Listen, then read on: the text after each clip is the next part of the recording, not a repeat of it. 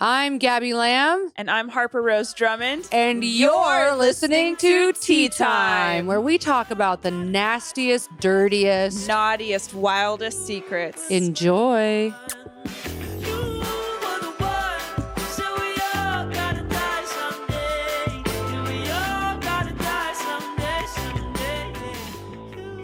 Hi. Welcome back to yet another episode of everyone's favorite podcast, Tea Time, with your favorite hosts, Mickey Rourke and Brendan Schaub. Yes. Here we are. Comedy gold. Here we are, you guys. Feels good to be back in the studio. Hope you're doing great. well. Yeah, I hope you guys had a great week off, you know? Lee had a great week off. Lee had a very good week off. Harper and I, not so much. But a lot of things have actually happened in the past week. So many things. 2 weeks, really. 2 weeks, really. So many things have happened. For those of you who keep up on our Instagrams, I did post the Tea Time. We've got a heavy episode coming up.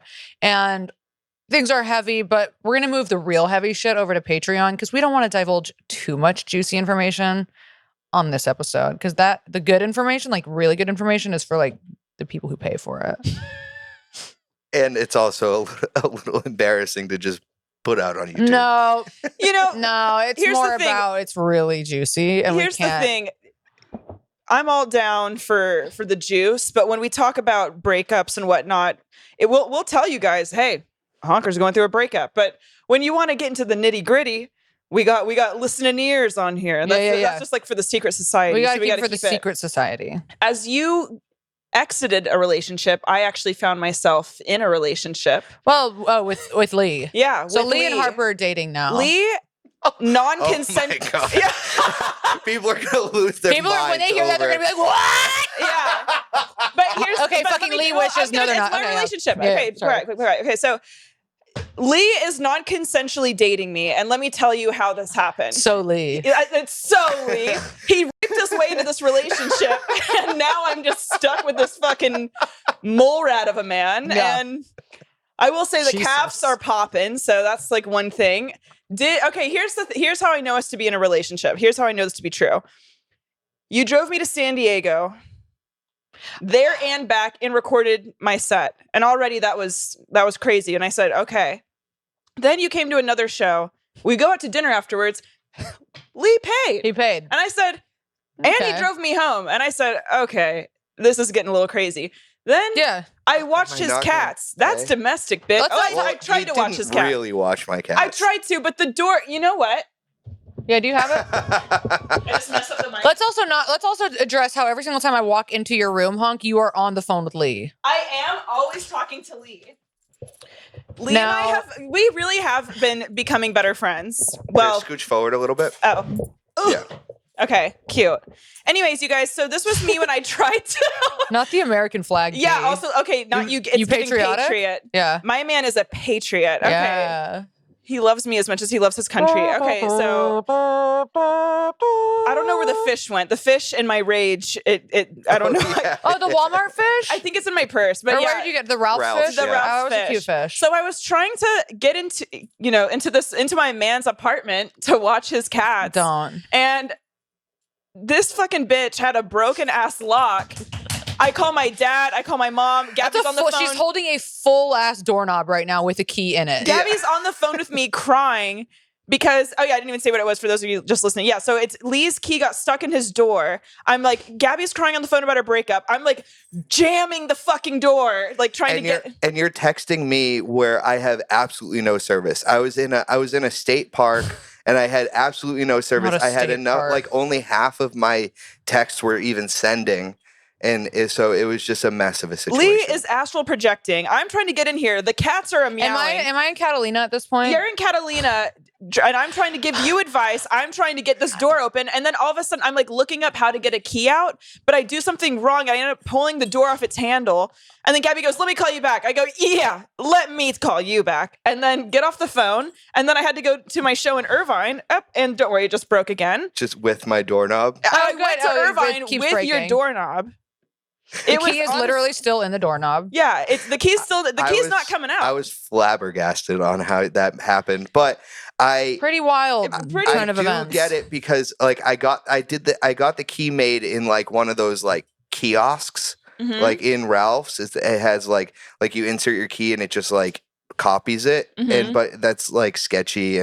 But I've done it before and it worked fine. Yeah, well, don't blame the key. Here's the thing, Lee. Clearly your apartment is cursed and haunted, and clearly the universe was trying to give me a sign. Don't come into the hentai Absolutely. lair. It was. Now, here's the thing. At the this is then the final thing, the fourth or fifth thing, how I know Lee is now my boyfriend, is he got me earrings at the concert. Now, here's the thing. I didn't fucking consent to getting a fucking boyfriend. I was trying to have single girl fall, flirty girl fall, if you will. But Lee said, no. And you know what? Now here I am, bound by the law to Lee. So just so you all know, they are not actually in a relationship. Gabby's getting jealous now because of how close we are. And that's just triggering for Lee and I always are on the phone. You're literally always on the phone. We always are on the phone. Always texting. Yeah, you're missing the doorknob. You're it's a goddamn state park doing God knows what. Wearing tie-dye. I was at a festival. Yeah. Wearing tie-dye. So it's very fitting for this I'm episode. in a helicopter going to Catalina, trying not to jump out the fucking helicopter because my life is falling apart before my eyes. I'm going to fucking Irvine and my dad's trying to tell me secrets and I'm trying to like I'm trying to not get to know my dad. He goes, hey, let me tell you this. I go, please, I'll pay you not to tell me. Meanwhile, my honk is sitting on just a heap of things she has to tell me, and we're not going to talk about that. But there are so many things, you know. There was a lot of moving parts. A lot of moving parts. I will say this: as a woman who is now single, God does for you what you cannot do for yourself, and those words, you know what? If you want right now, guys, I would just hit pause on that. Yeah. I would hit like how you can rewind at 15 seconds. I would hit rewind, listen to that again, hit pause, marinate. Yeah. Marinate on that, and then come back into this podcast because. And I did say that I wasn't going to talk too much about this, on this episode. We'll save it for the Patreon. But I do want to say that I have been a dry alcoholic, and as somebody in recovery who doesn't like want to ever admit that I like actually can't just recover on my own, it all catches up with you when you're not working a program. And maybe there are some people out there who can. I have found it to be truly impossible for myself. And every time I start to feel really good, I'm like, I don't need to be in the rooms anymore. I can show up to a meeting once every 6 months, blah, blah, blah, check in. I'll just not drink and I'll be fine. And turns out for I think most addicts, that's not how it works. We need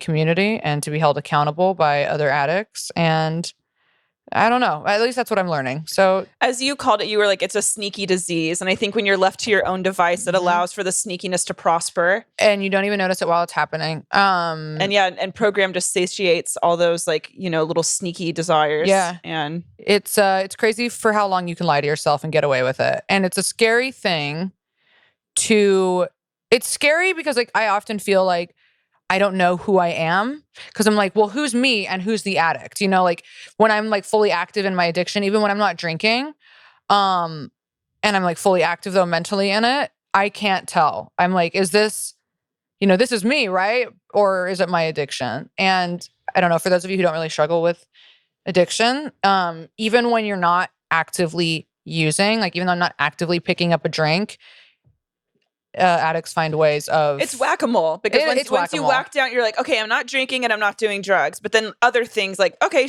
now shopping. Okay, now I'm shopping. Now I'm lying. Now flirting and now lying and the secrets. And then it just and then anything to fill that God-sized fucking hole. And I found myself, creating lies to keep myself safe, to keep other people safe, to feed my addiction. And I am somebody who struggles with sex and love addiction as well. And when I'm not working on that, when I'm not working a fucking program, everything comes to the top. And then you just start being I start being oh, well, this is just the way that I am. I'm just addicted to men and I'm addicted to attention. And that's just who I am. And I'm always going to be that way.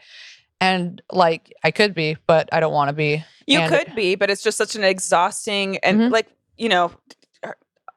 Joy and you and I all had a really good talk last night, but Joy said something and she was like, it's just when you were actively in your addiction, she was like, I miss you because it's not, I don't feel like I'm talking to you. Yeah. And that was really sad and hard to hear, but I think it was also good for you to hear. Yeah. And she's always like crying because all of this shit comes to a head. Everything that I've been like hiding and like lying to myself about, whatever, all of it comes to a head. And Joy goes, I just want you. She's crying and she's like, I just want you to know peace, you know? Mm-hmm. And like, because it's so chaotic and it gets exhausting and it's sad. It does. And I've known her for so long and it's so crazy because like Joy, I think has like seen me, like she's seen like the character arc of who I started out as like a teenager and who I've become like as a full-blown like adult who also struggles with addiction. And just for her to be like, I just want you to know peace. I'm like, bitch, I do too. Like I want to know peace. And so I have a question. So she seems to have met you when these kind of addict things started to root in your life as a teenager, especially when it comes to using alcohol and using boys. Yes, 100%. I met Joy when like all of this started. Yeah.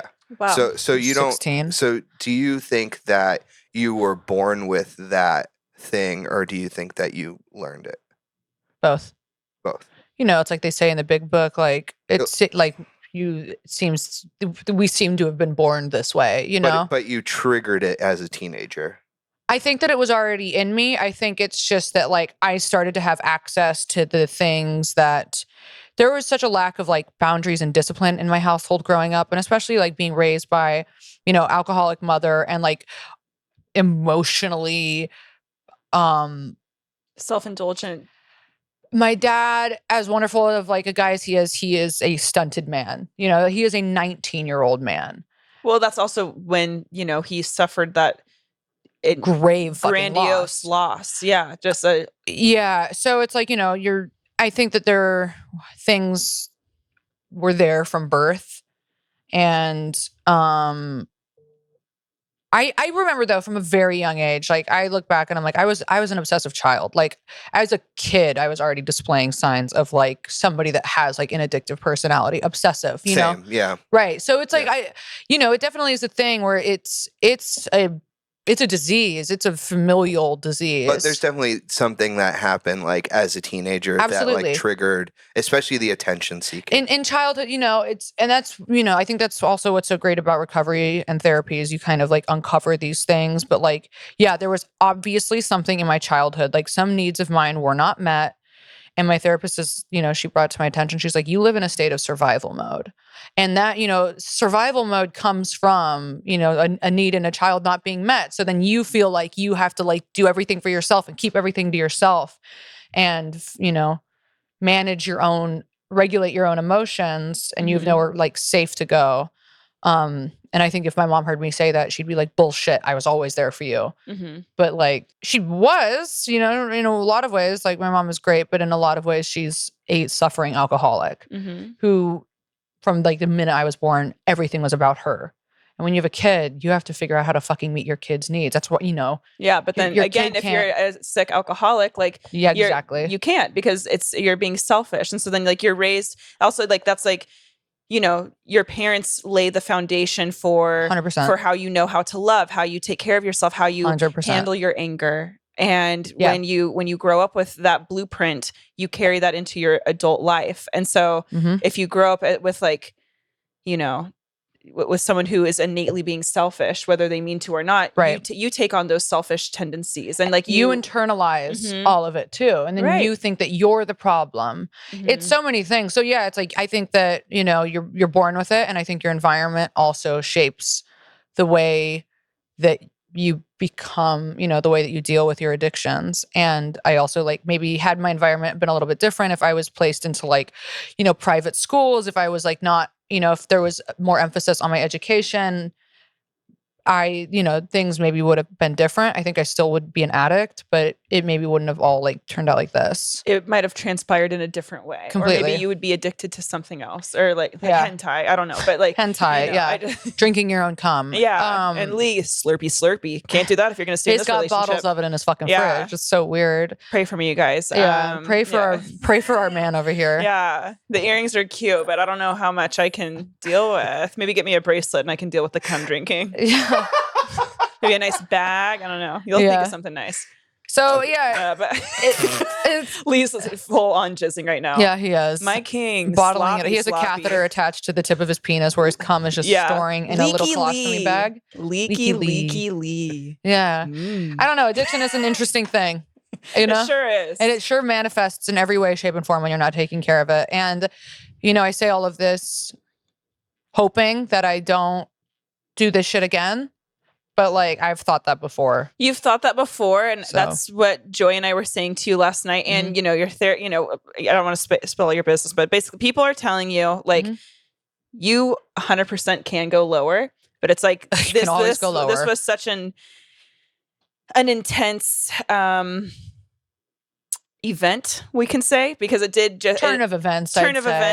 Because it affected so many people. I think like, like we were talking last night, like it's a root, and like pulling out the root, you see how deep things became ingrained in everyone's life. And you see like how like it just like boiled over, and all because of my own like dishonesty and unwillingness to like dishonesty. And obviously, we'll talk about exactly what the events were in the Patreon, but just know that like I was like I'm a dry alcoholic who was acting out and not, and like involving everybody around me, because that's what addicts do. And they're selfish and they don't even know it. And it's scary. It's scary. It's really scary because you don't know when you're fucking doing it. And which is so wild. And yes, I do want to say something on the flip side. And I love what you're saying about addiction and the process, and like how like you kind of have like like that meme on Twitter, like, or maybe not on Twitter, but okay, like there's this meme like inside me there are two wolves, and like it is true. It's like I have the addict and then me who's trying to like, what is reality? Yeah. But then so on the flip side of an addict, there's the person that is dealing with the person that has addiction issues. And I just want to say that like if you were either raised by addicts, or you are dating one, or you live with one, or whatever it is, I cannot recommend Al-Anon enough. I cannot. I was not in. I hadn't gone to a meeting in a few months, and I felt my victim complex coming back. I started taking a lot of your actions really personally. And then I started like, and then one of my other friends, I don't want to, spill business, but one of my other friends is going through something similar. And I became really, really, inappropriately angry at that. And I had to recognize like, hey, no, this isn't an attack on you. This is their sickness. And of course I can be scared and frustrated, but like, I can't, like I was like going into controlling mode. Right. And Al-Anon is such a godsend really, because it calms down that anxiety. It's honestly, it's incredible. And I think what the beautiful thing about 12-step programs is that like, we often feel so alone in our like insanity, in our addictions, in our insecurities. And then you realize that you're not. And it's like, we're all dealing with kind of the same. You're not alone. Like there are people, you go into a room of fucking strangers who are all talking about, how they're pieces of shit. And there's always like a nugget of something. And you're like, I didn't know other people were like this too. And it validates that. And what's so interesting too is like how you were saying, do you think it's like environmental or who you were raised by? Well, we both have alcoholic mothers. Sorry to air out their, dirty laundry. But you didn't come out, like you are not in yourself like an addict, but you are Al-Anon, So that's interesting how for you, it kind of turned into like a different thing. And for me, I'm like a full blown. I got confused for a minute when I partly started Al-Anon, but it was actually even before that. It was when I was in therapy, and like I think it was like 2021 or 2020, I was like, am I an alcoholic? I don't know. I don't know what it is. And she was like, I don't think you're an alcoholic. I think a lot of people that actually like need to go to Al-Anon and that were raised in these environments that are dealing with problems that you're dealing with, like, lack of boundaries, growing up in a chaotic, like volatile household, like, da, da, da, da, da. She was like, I think you have coping mechanisms and, moderation control issues. And so like I try to soothe myself. And so like I'll eat to soothe, or instead of just like, I'll go on a quick run. I used to run like 8 to 10 miles and just like go all out. And like it's, or go and fucking party for a weekend or something. Right. Like I don't, just to quell the demons that were like, starting to chirp inside me. Instead, it's like, that's also why program is so good. And I always felt like a freak of nature for my anger. And I do love that on this podcast, we can talk about like our worst fucking moments, but then also, shine a light like, okay, like it's everything you do in life is a choice. Like it doesn't have to be etched in stone that this is the way that you are forever. Like, like, okay, you don't like an aspect about yourself. Like, all right, then you can. There are tools around you to do the work and to make a choice to not be that kind of person. You have to be ready to do that though, because there, and like there are so many people who are like actively suffering because they don't know this stuff. They don't know that there's a way out of your pain, or they're like not willing to admit it yet. I mean, I know that when I get really active in like my own addiction, that's my world, like all outside help. I'm like, yeah, it's there. But like, I'm good. Like, I'm good. I'm just miserable. Like I'm a miserable person. So like, this is just who I am, And I think that there are a lot of people who kind of navigate their entire lives doing that and like not ever seeking help because they don't really know that it's available. I think part of it too is that you're not ready to give up your old life. 100%. Like you're not ready to break ties with these friends that you party with, and you're not ready. You're not ready to make a life change. You're comfortable with the way things are, and you take the bad with the good, and it only takes when the bad becomes unmanageable to force you into those life changes. And for some people, they like it becomes so unmanageable that they die. You know? Yep. And that's it and eventually leads to death if you don't figure out. Some people, don't catch it and so don't even realize that they're on cascading bad. Yep. Like just bad after bad after bad after bad. Yep. Because they're just used to it. It's been nothing but because bad you become comfortable with and like my therapist, we'll get into the fucking story soon. But my therapist the other day was just like, after all of this shit happened, all of this everything, all of the chaos, she was just like, I don't know if you're done. And I was just like, oh, please, like, God, I want to be done. Like, I don't want to do this. I don't want to feel like this. And she's like, I hope you are, but I don't know if you are done. And like, that is such a fucking like, it's daunting. It's daunting because I'm like, I don't want to fucking be in pain. But then there's another part of you, that like addict side, that's like, yeah, I kind of want more because I feed off of this. I feed off of just it's like the drama, chaos. It's the high. It's yeah. And I'll like leave it on this. I just realized like everywhere I've ever gone in my life, like chaos follows me, and even after I stopped drinking because I was dry, and that is just to me is like, oh, obviously I'm the fucking common denominator in all of these issues. Like my life is chaotic because I make my life chaotic. It's not my fucking exes, it's not my friends, it's not jobs, it's not my career, it's me. Like I am chaotic. And if I'm not actively dealing with that, see ya. So within my friend group, we quote, I think it's one of the dads on Jersey Shore. It's so random, but great show. He says, wherever you go, there you are. And it's like, but it's literally that. It's literally wherever you go, there you are. And if you don't change what is creating these circumstances that are unpleasant, nothing will ever change. Yep. Yeah, you can travel the world, but like, you go to fucking Antarctica, you got like daddy issues that are But then you're also getting because that they have like they're doing a lot of being in Antarctica. Really? Big fucking article just came out. Yes. Like this, I didn't know about that. There were only it's like all of the science centers there. Like the women, there's like this report came out that all of the women are like, oh yeah, it's just like a thing. Like if you go into these certain areas of our buildings, you're gonna get assaulted. By like the scientists? By the scientists. No, by the scientists. Because the fucking science, that's why you can't trust bunch anybody. of fucking horny incels down there researching ice and polar bears. But of course, the fucking like shriveled dick fucking scientists out in the fucking snow that are fucking they're building like a snowman so they can go and like fuck it. So don't go to Antarctica. Yeah, here's the go thing. to Antarctica. If you have demons, Antarctica's just going to exacerbate them. It really is. You can't run from them there because there's actually definitely can't run from them there. Unless you want some perspective. If you want like an Arctic. If you want to see, yeah. Because guess what? Like my therapist said, it can always get lower. And if you want to get as low as you can, go to fucking Antarctica. Literally it's at the bottom of the fucking planet. It can't get lower than that, bitch. So today we're talking about partying, festivals, festivals, concerts. We wanted to hear your best, your worst. I like the PSA before we get into the festival story. Yeah. So now you guys know that we're all a bunch of fucking hurting addicts trying to get it together. And anyway. Lee just got back from a festival. I went to Coachella once. Fuck that. I got so sick. I got everybody else sick. Did some bunk molly that I bought off of real quick.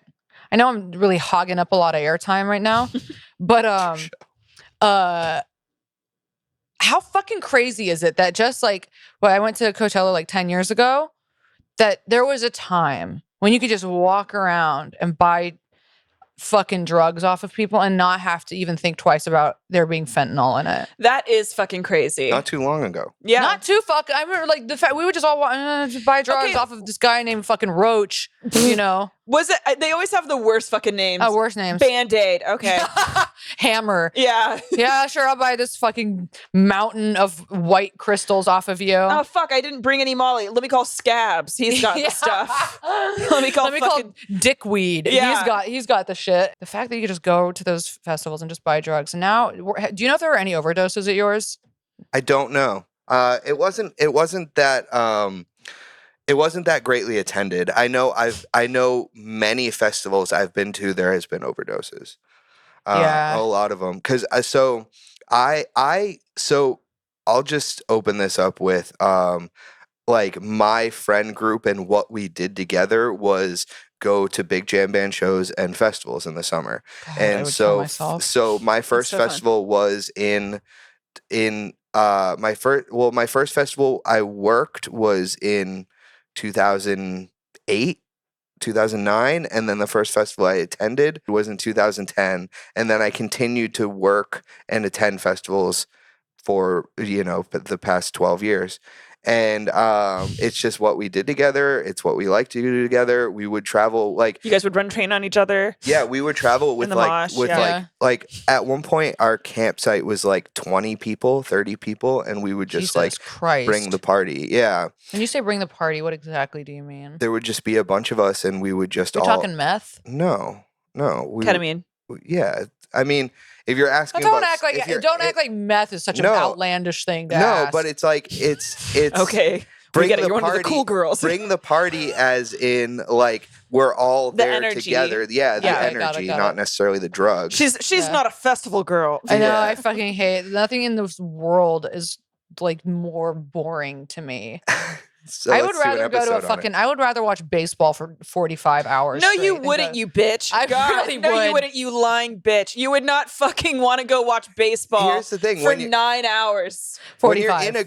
When you're in a group of friends and you're all camping together, and you go down and you see the music and you're having a great time. You're already losing her with group of friends. She doesn't like the group. She's like a cat. She doesn't like the big groups. Oh no. She doesn't like being touched. Nothing loud. No, nothing loud. Not the fucking. Oh god. It's Grandma Gabby over here. She just. You're fucking sweaty. Your makeup. Don't. I will bring up that this was an elite honk suggested topic, and that we're going. I will bring up. It was. Sorry, my allergies are kicking in. It was Italy. And we're talking with an elite honk at the end of the Patreon who brought up the topic. Yeah. But so I'll just bring. So I went to my first festival over the weekend. That's why I was off last week. Your first festival? I haven't been to a festival in like the last 4 years. Okay. 4 or 5 years I hadn't gone to a festival. And this was the first one. I actually met some people at our live show in San Diego. and we connected on Instagram, and I found that they go to festivals, and I was shout out to the honks that show up to the shows. Yeah, and so I was like, hey, if you guys do this, if you guys are doing something fun, let me know. Maybe I can tag along. And they just immediately were like, yes, we're doing this. Come, it's going to be a good time. So I went to a festival. It's in Lake Paris. And that sounds like shit. Yeah, Lake Paris State Park. And it was called Same But Different. You are a wench. Okay. It was nice. I thought it was ugly. Honestly, it was. Is it like out by Temecula? It was by Riverside. Yeah, fucking of course it is. Yeah, the scenic town of Riverside. Riverside. It's called being cultured. State park. It was in a state park. Just because it's a state park doesn't mean that it's nice. There was syringes that were kind of like used as light dried up ornaments. old fucking lake. Yeah. It was on a lake, Yeah. but or like a quarry. That's a lake now, but it did rain. We did have of course. I come to California and attended a concert in the desert, and it rains for 3 days, and it was Tropical Storm K. And nicely. So not that. Yeah. Now I have to break up with him. Fuck. Well, you should have done that a long time ago. I know, but the earrings. Yeah, the earrings kept you in. I am a materialistic bitch. I'll say that. Get your back, queens. Okay, so a quick story from the festival that is just like, that is kind of why you go to these things. You end up having these funny interactions that kind of you laugh about throughout it's kind of like you create punchlines for yourselves throughout the weekend. And so this one time, at this one point, I'm hanging out with this group of people. They were from Flagstaff, Arizona, and we found like a break in the fence between camping and the grounds, because you're supposed to like go around to a gate and like check in and have people like wand you to make sure you're not. But instead, you guys were burrowing like little pigs. We just opened the fence and slipped through. And he was like, and he kept calling it the portal. And he's like, keep it low. And then so we slipped through the portal, and there's this like middle-aged hippie dude that is like walking up, like he was just walking, and we like slip into the grounds next to him. Why are all like drug festival stories the same fucking story? No, so then this kid turns around and he's like, shut the fuck up. And he points at the middle-aged dude. He's like, shut the fuck up. Keep it cool. And so I turn to the guy. I'm like, dude, you really need to chill the fuck out, man. Like you need. And so I just make it a joke. And he's like, and so he kind of hops on board. He's like, yeah, I know. I'm sorry. My sparkle's going to get us caught. What? You guys don't get it at all. No. Oh, I'm going to cut this whole fucking thing out. What? Just that he's walking around sparkling. He's at a festival. He's having a good time. What are you talking about? What is sparkling? He just says, my sparkle's going to get us caught, man. Because is he like wearing sparkles, or is it because he's just because he's at a festival sparkling, like his inside sparkle, his inner being. Because he's high on drugs, and so he's because I feel like I heard someone say something like this at the Grateful Dead, so I can kind of speak this. I can translate it. When you're a person and you're in that environment, or when you're a person and you're a good like lighthearted being. You have a sparkle to you. Got it. Okay. See, Gabby throws a black trash bag over her personality when she goes to a festival. She said, "Sparkle, bitch. I'm gonna actually." Was the guy being loud? No, he was not. It was just absurd. But then I saw him the next day, and I was like, "Hey, sparkle on, brother!" And that was very funny to me. What did he say when you did that? He came. Yeah, he was actually kind of confused. And I was like, you're the guy, right? And he was like, oh, yeah. And he laughed about it. He's like, I don't even remember who I am. And this is why you leave things in the K-hole, because when they come back out, honey. This is why it's your show and not my show. No, I mean, I'm not mad at that story. It was very relevant to this topic. It was topical. It fit the criteria. I'll give you that. It gets us ready for Gabby not to understand what any of you guys are going to talk about. Absolutely. And if there's one thing I don't understand, it's music or live festivals or the people that enjoy them. The last festival I went. We're doing the topic. Yeah. I feel like I've already talked about all my fun stories on here. I did acid and Molly with my dad at the Grateful Dead and weed and got drunk with him. Yeah, it's what you do with your dad when you're fundamentally broken. And then I once was at a festival with my an ex. Well, he was my current boyfriend, and my cousin disappeared. Oh, where'd he go? Oh, don't worry. He was jerking off watching porn for 45 minutes in a porta potty. And Your boyfriend? Yeah, my boyfriend. And we were worried. I didn't know where he was. Just slightly drunk. I'm like, where the fuck is he? And he's like missing these bands. And I knew what porta potty he was in because don't worry, they're not soundproof. So I could hear where the noise was coming out of. So I located him, and then he walked out. And then he had to come. And then, yeah, and don't worry, his porn addiction was so bad. One time I looked over, we were at a family dinner with his family, and he was watching porn at the dinner table. And that was really cute. And then, don't worry, we didn't have sex for a year. Anyway, so that was really fun. Yes. And that's what happens at festivals. And then I hooked up with a musician. He gave me the worst yeast infection of my life, and now he's so famous, it's actually kind of crazy. So was it worth it? You telling me. And then yeah, it was worth it. And then just last one real quick. My dad and I were actually at the same festival. We went another year where my ex was jerking off watching the porn.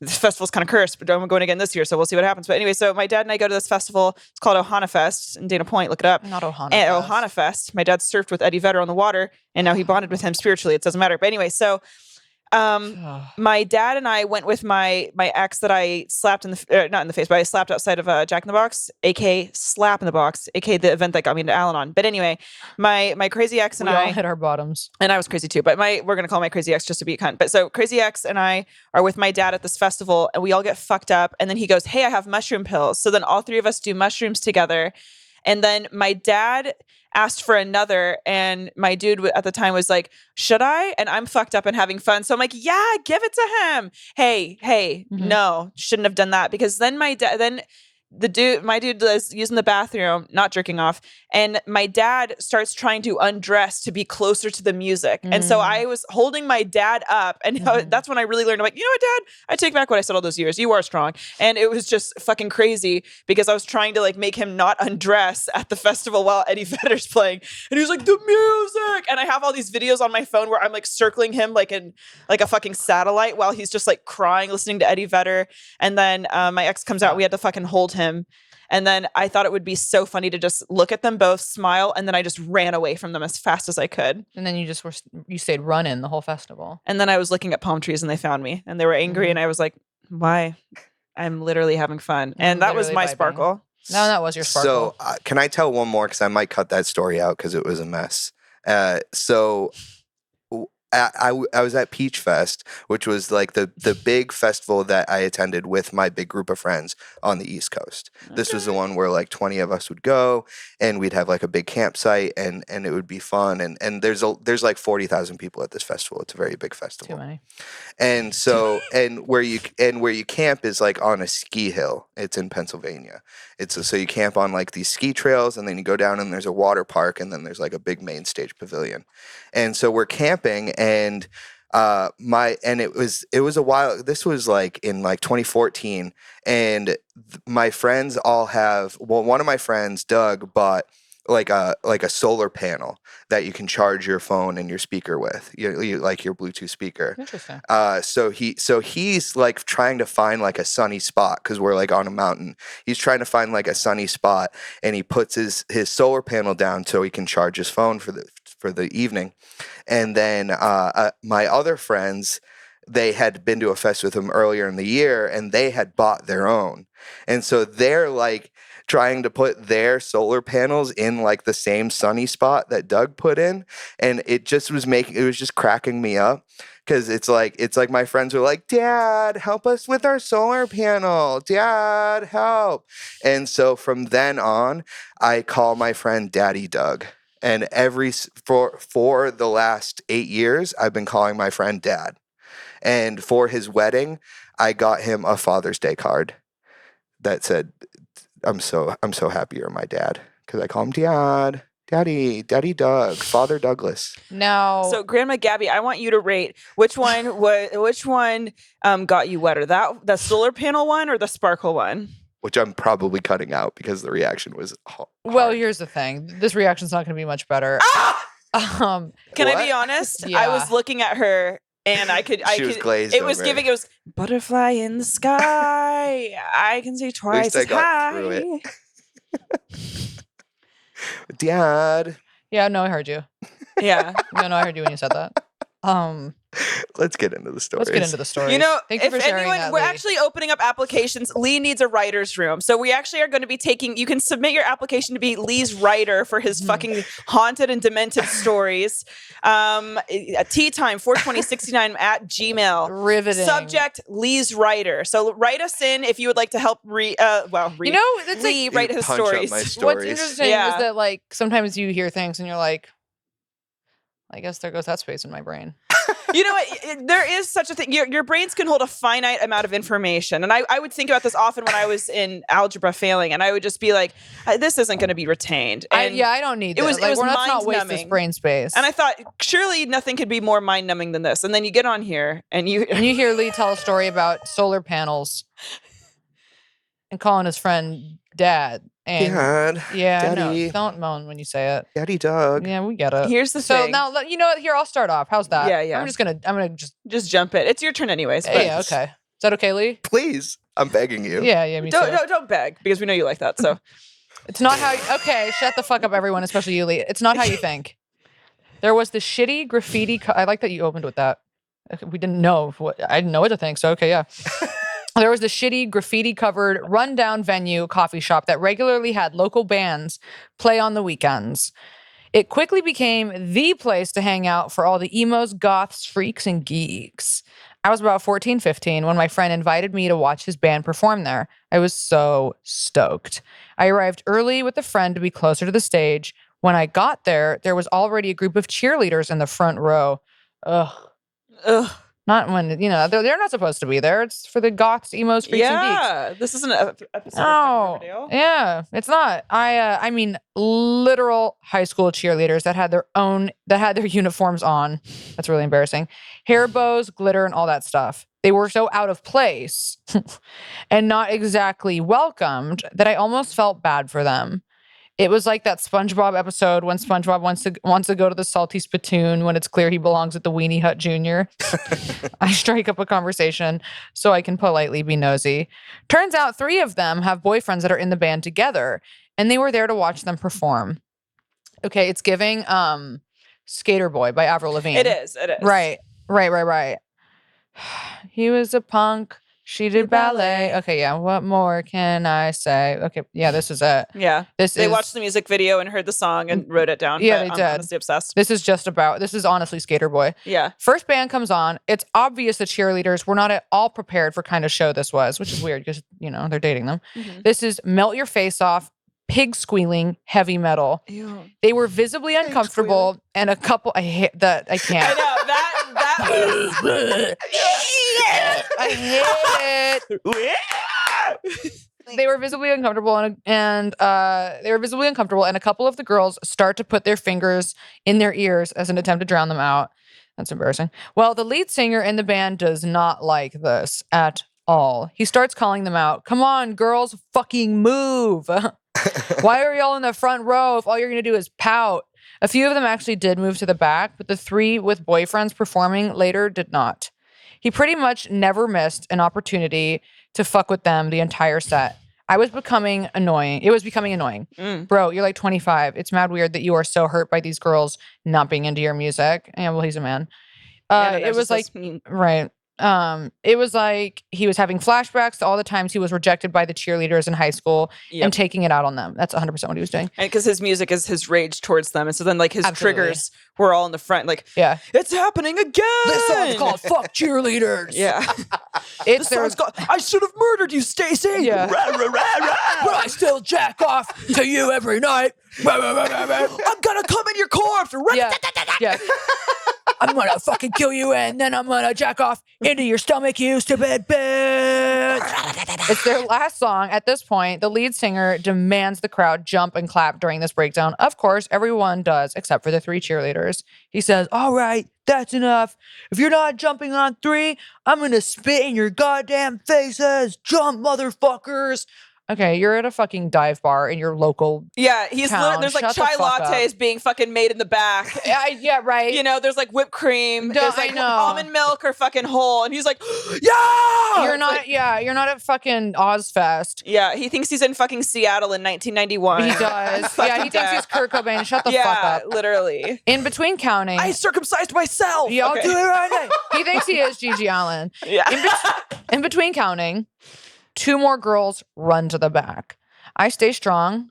She must have been cheer. Oh, one stays strong. Not I stay strong. One stays strong. She must have been cheer captain. LMAO.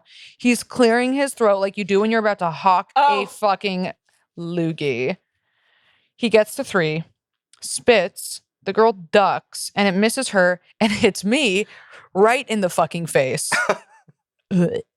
Not just my face, but my mouth and my nose area to be exact. Oh no, a huge, sticky, green wad of spit. Because you know that bitch is only eating fucking old Burger King. Oh, no. Bro, I thought I was going to die in that moment. I could smell it. I could taste it. He was definitely a smoker. It was not okay. Holy shit. My friend who was with me immediately sacrificed her hoodie to help me get it off. That's so gross. That's so fucking gross. And that's where you go, you know what? Like, if you would have killed yourself, I don't think anyone would have blamed you. Because that is so fucking... I'm so happy you didn't and that you stayed strong. But it's like experiences like that, truly... That's horrific. Physically and spiritually, how do you continue on? I can't deal with booger stuff. Like, when people... I can wipe my boogers anywhere, but if somebody wipes a booger on me... that's interesting because you are leaving a fucking snail trail of your boogers all over Los Angeles. If I see somebody with a booger, I want to throw up. All right. So the singer was like, oh my God, dude, I'm so fucking sorry. Are you okay? It wasn't supposed to hit you. I'm sorry. I was filled with rage, wanted to cry and throw up all at the same time. I ran to the bathroom to scrub my whole face and rinse my mouth out. I looked like a raccoon from the waterproof mascara, not being phased by that watered down hand soap. Ew. I want to go home. She wrote little musical notes next to it. I come out of this bathroom and the singer comes up, still apologizing, offering to give me any and everything I wanted off his merch table. Okay, she doesn't want your shitty fucking diss. He should have fucking eaten your pussy. Yeah, he should have. And actually tried. He should have given you like $100. Yeah. I told him he was an asshole and declined his offer. I'm not repping a band like that anyway. Yeah, fuck no. Anyway... Oh, a week later, so I end up vomiting fever and the worst sore throat I'd ever had. I ended up being hospitalized with mono. Oh my God. Oh my God. Anyway, I love this podcast. The way y'all talk reminds me of me and my friends. I'm a nearly 30 stay-at-home mom now, so my social life is flatlining. Whenever I listen to you guys roast each other, it inspires me to stop using tired as an excuse, pop an Adderall at 7 p.m., and just show up to the shindig. Yes. Thank you for that. Honestly, pop that Adderall and go out. Yeah. Mommy. Or by bands. We love to see it. That's a gnarly story. Well, first off, I know I don't know you, but I just want to say that I love you. And I am so sorry you went through that. Also, what is wrong with these barbaric cavemen fuckheads that, oh, you want my merch? Oh, yeah. I'd love to rep your merch.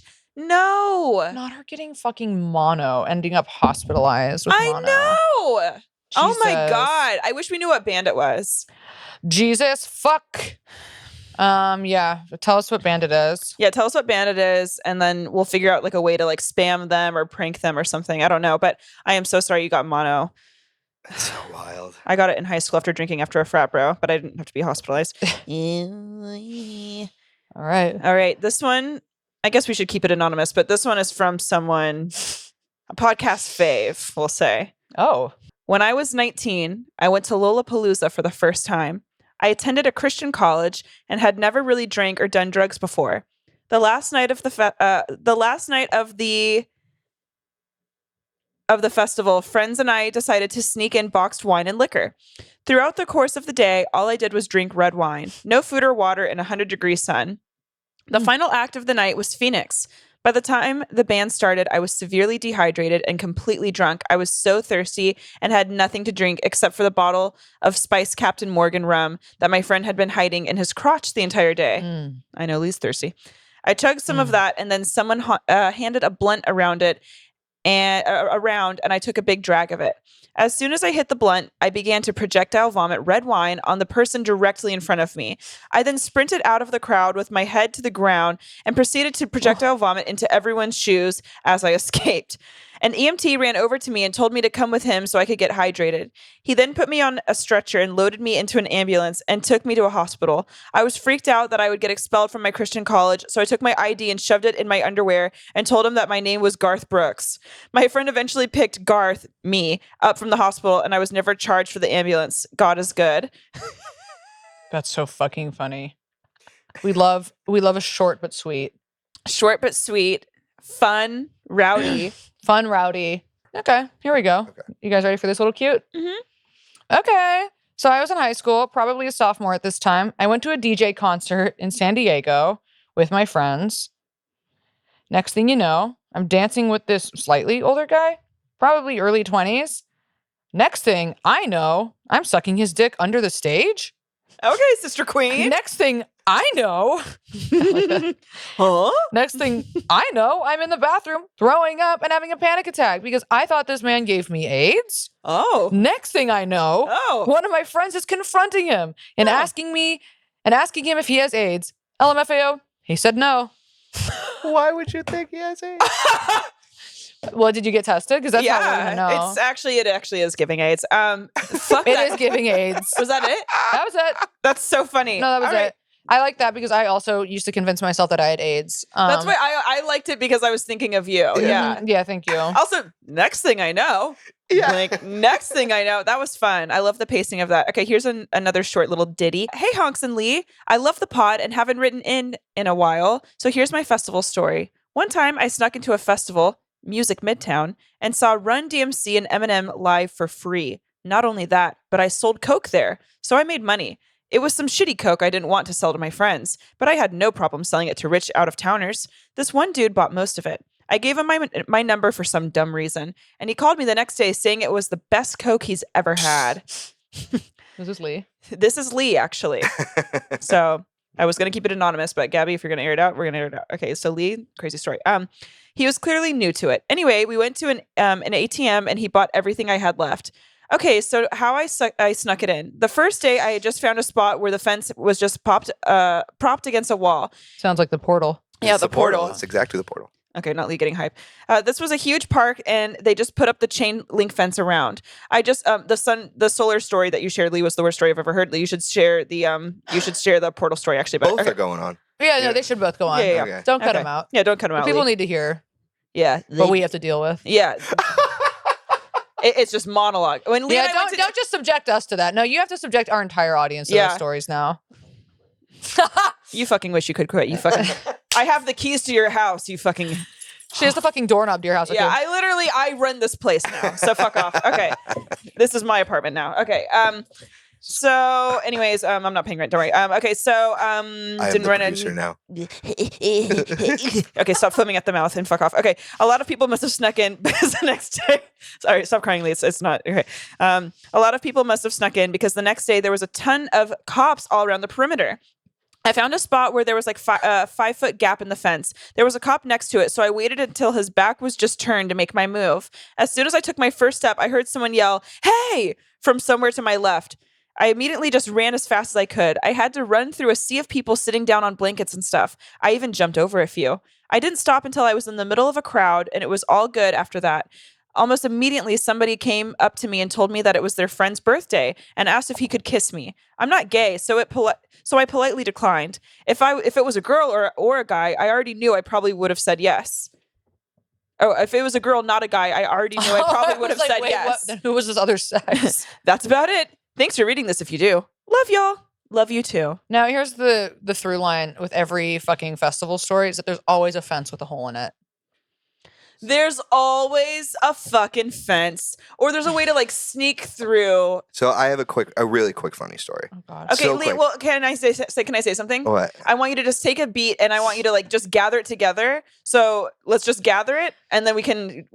Okay, so all through high school, I grew up going to Warped Tour. Okay. And Yeah. the last year I went to Warped Tour, I was 18, and I went and met my friend in Vermont, and we went in Montreal. and we went to the Montreal show, and she was a graphic designer, so she created backstage passes for us. That's such a good idea. And we got in and hung out backstage the whole day, and then got caught by the organizer of the festival. Because they knew like who had backstage. He's like, who are these fucking children standing backstage? Yeah. You should have said that you were sex trafficked by one of the musicians. Oh my God, Gab, that's romantic. That would have been fun. I know. Yeah. Oh my God.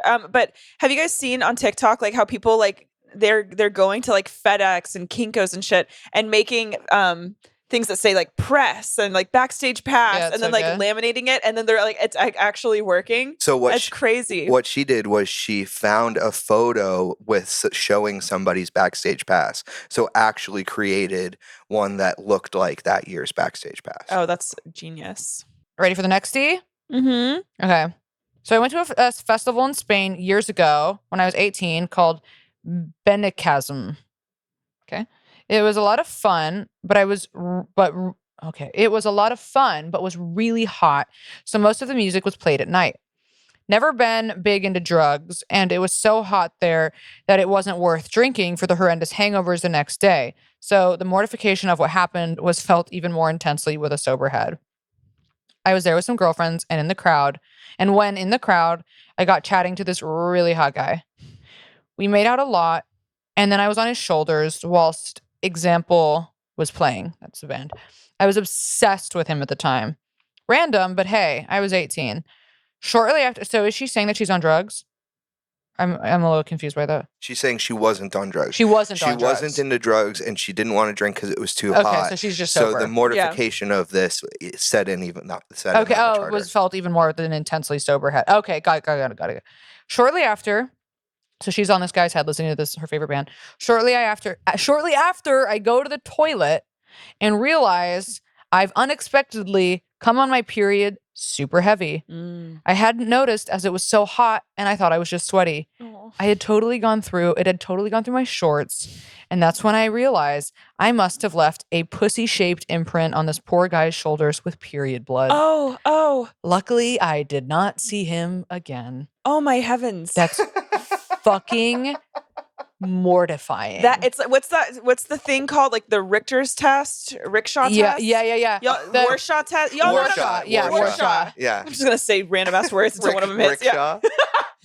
Oh my God. Wait. Warshack. Warshack. Okay.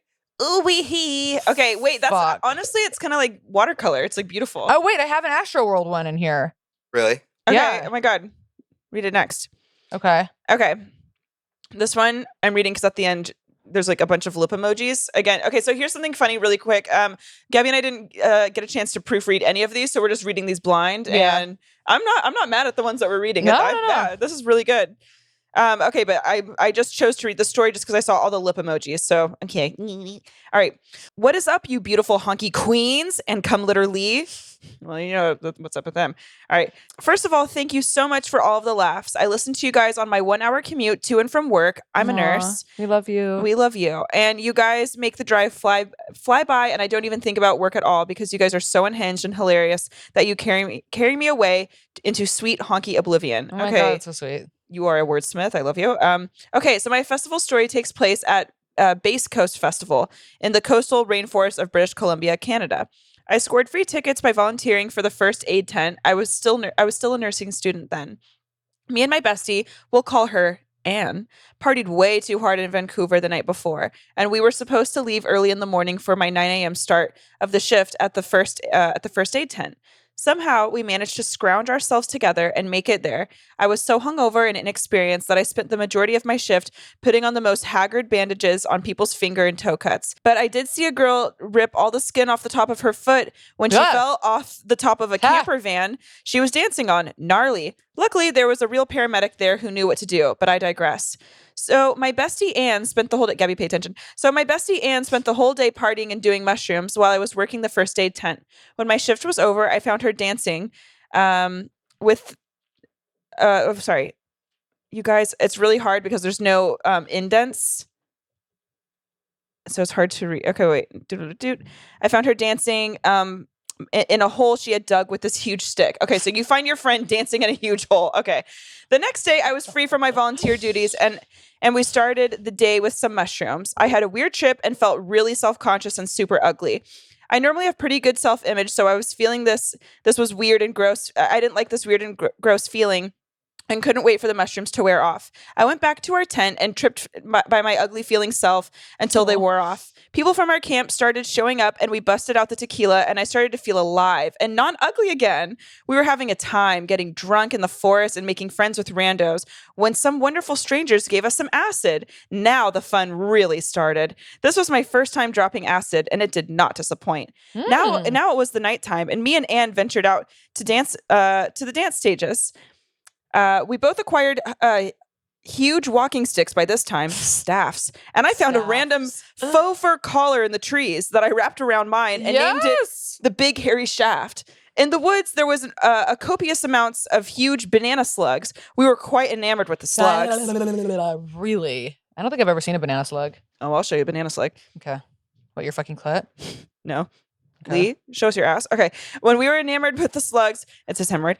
When we were quite enamored with the slugs and picks up a whole bunch of and stick them all over our big dancing sticks. Okay, stop. So you're just putting slugs on your sticks. No, it's giving Lord of the Flies.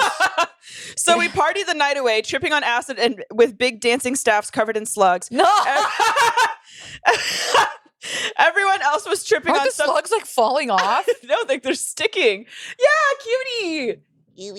Whoa, those are so big. Okay, I don't know if y'all know this, but I was actually born in Washington and in a little tiny town. And in the tiny town I was born in, there was a slug festival every year. What does that fucking mean? It means it's like a festival because like there's every I guess it's like in the spring, there's like a huge birth of slugs. And so there's like this like slug festival and like they would have slug races, slug toys. What a bad name for an animal. Slug. I think slugs, like of course, obviously like, they're like kind of gross, but they're also just interesting and cute.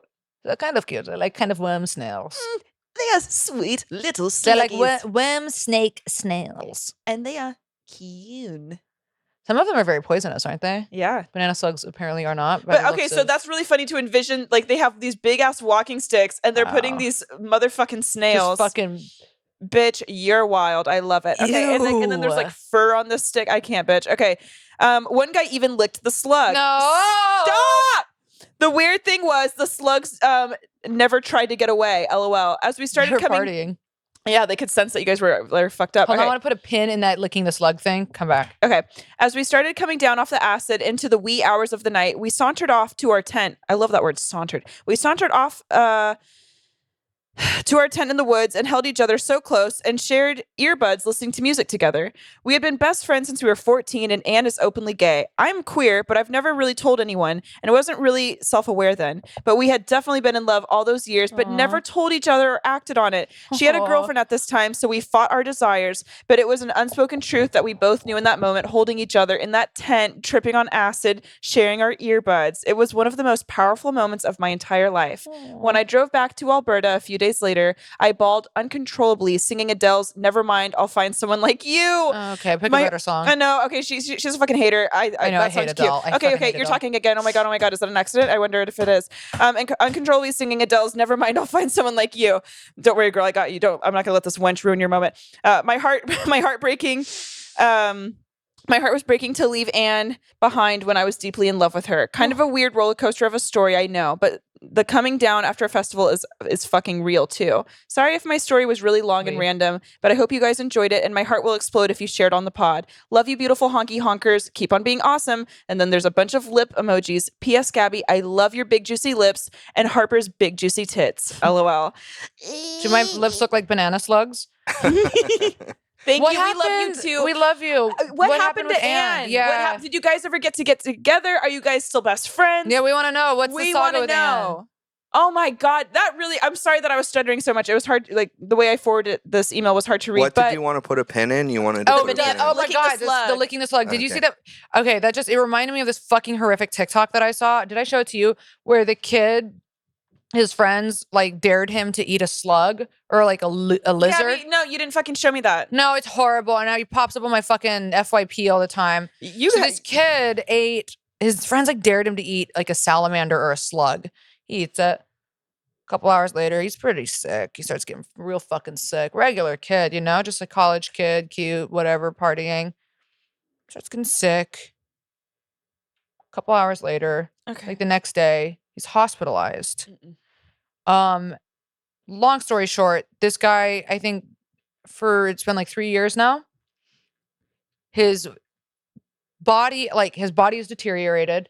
From eating a fucking slug? It gave him, there was some kind of bacteria in the slug. Lee, can you look up the kid, like, person eating slug? On TikTok. Person eating poison. Play it. It's not my biggest face. It's horrific. He's in a wheelchair. He can't speak. His eyes barely move. So he can't speak? Nope. Everything. He looks as if he should be dead. And everybody comments on his TikTok. I bet he wishes he was. This is insane. Yeah, because they don't know if he's like cognizant or not. They don't know if he's aware. That's a tough call. What do you do? I mean, I guess you keep him out. Oh my God. Never eat a slug. It's really tough.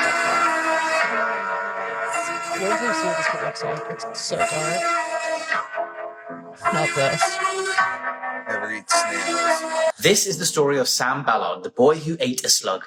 In 2010, Sam Ballard ate a slug as part of a dare at a party with friends. Yeah. And within hours, he fell seriously ill. It was discovered that he'd been infected with rat lungworm, a parasite which can infect slugs and snails after they eat the feces of a rat. This parasite can burrow into the brain and cause neurological damage, and cause a rare form of meningitis called eosinophilic meningoencephalitis. He fell into a coma for 420 days, and when he woke up, he was quadriplegic, paralyzed from the neck down. Even after he woke up, he suffered constant seizures and sadly passed away in 2018 at a young age of 28. No. So this is a different, because the one that I've been seeing, he's still alive. Wow. Okay, so no, I did hear this story, but there's another one who it happened to, and he's still alive, and he looks horrific. Oh my God. Yeah. Oh, it's so scary. But anyway, so all that to say, don't fucking eat slugs. No. That guy died. That's so sad. But here's what's interesting. So he died. It wasn't necessarily from, don't eat the slug, but it's not necessarily from the slug. It's because he ate something it was like the parasite that comes from rats. Yeah, that the slug had. Rats are so poisonous to people. Yeah, because so bad. A man in New York was bit by a rat he was wearing sandals and he was bit by a rat on the subway. I think this happened in like 2011 or something. Nice. And he had to have his foot amputated. No. Because it became so infected. No. If the US government one day is going to realize this and they're going to start using like rat DNA to like fucking like mace our enemies with. It's amazing to me that the Europeans even existed after the Black Plague. Oh God. The fact that they would just like bring out your dead and like ring their little bell and they just chuck out the fucking people because everybody was just infected by rat shit. Yes. Bring out your dead. All right. You guys ready? Hey, honkers. It's a funny festival story from 3 years ago. It better be funny. I was at the open air Frauenfeld, biggest hip hop festival in Europe, by the way. I was only 18 at the time in a wild phase since I recently got out of my 1 year real relationship, since I recently got out of my one real relationship, sorry. Anyway, I went there with my then best friend and we met up with some other not so close friends who brought other friends with them. We didn't know at the end.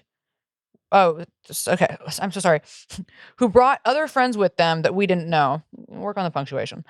At the end, we were a group of 11 people. Already at first sight, I'd put an eye on a cute guy of the ones I didn't know. Okay, yum, yum, yum.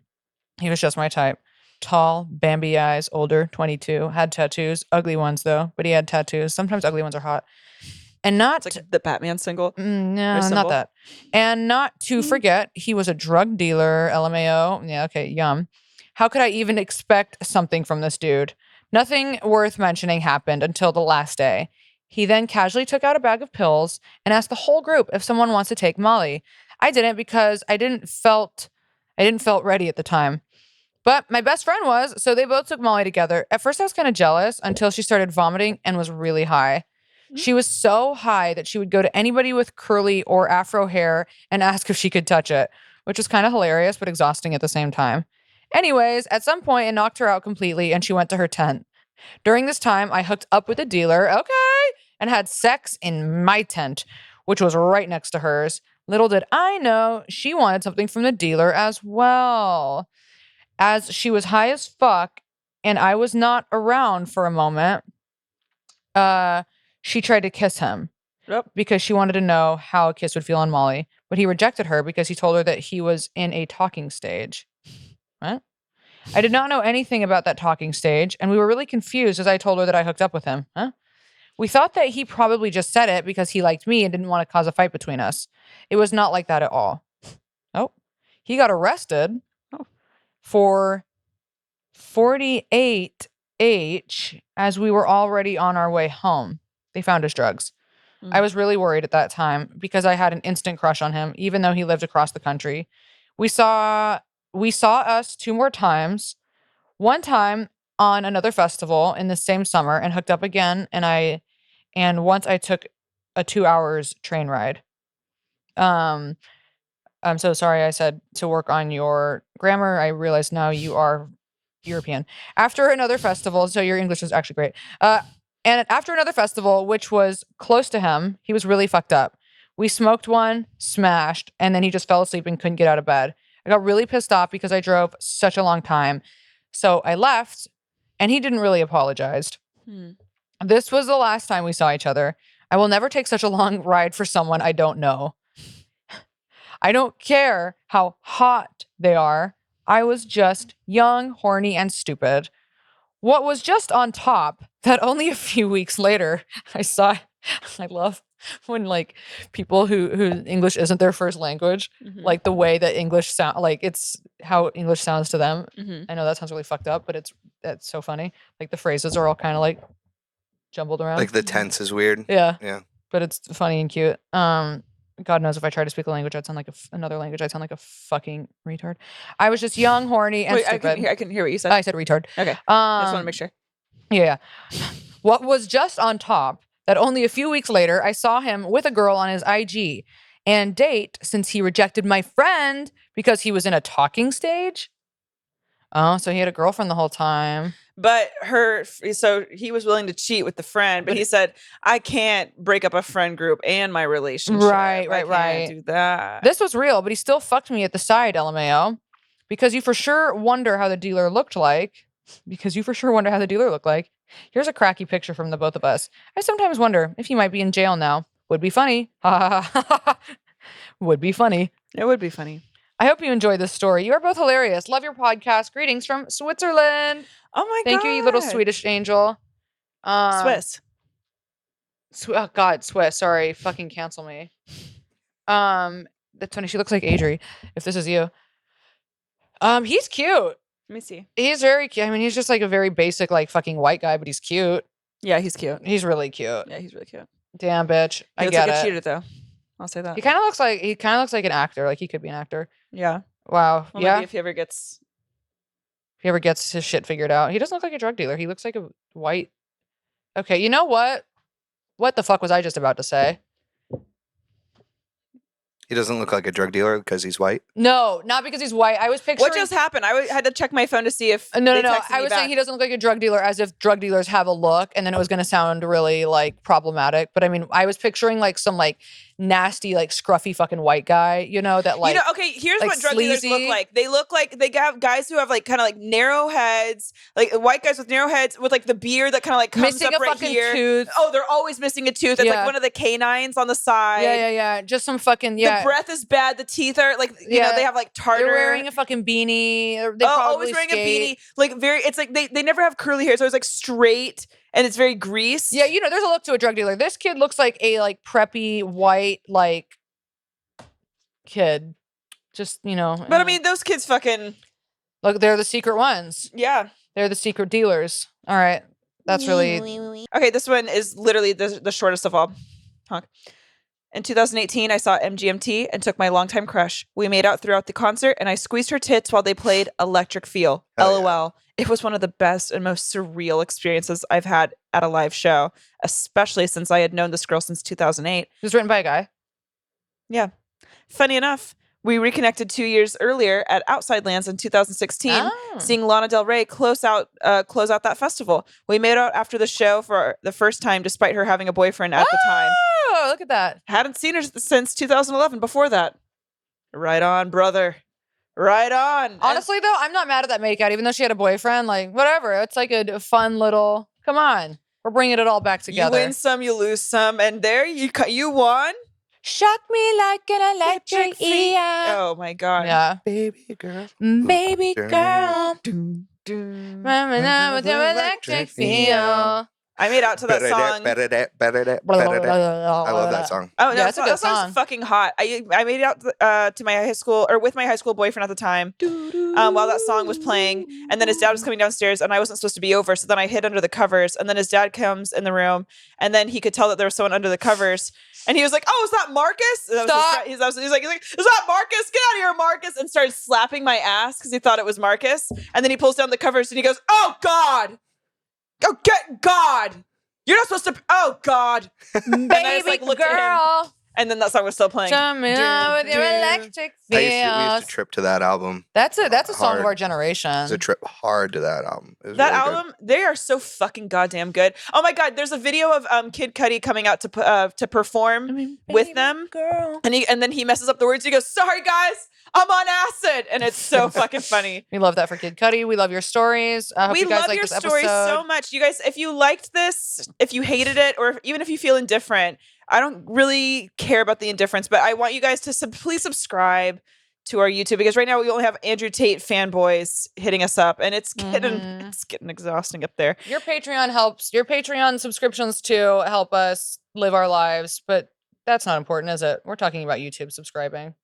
But yeah, subscribe to the Patreon as well. That was one of the most haunted interactions I've ever heard. Subscribe but- to the Patreon as well. That's on there. So you're right. Subscribe to the Patreon. Yeah, subscribe to Patreon, YouTube. If you like us. Oh my God, someone just DM'd me saying that they were in traffic in Chino and they Not fucking Chino. heard our podcast coming from another car. Bullshit. So, yeah. And I was like, what the fuck? That's so sick. If you want to hear the nitty gritty details of everything of the lives I just ruined, tune into the next Patreon. We love to see it. We love you. Thank you for writing us always. It really makes our lives. We couldn't do this podcast unless you guys wrote in, and we are so grateful. It's so much fun. We love it. We love you. Let's fucking end this because I'm on a time crunch. Okay. Bye. Bye.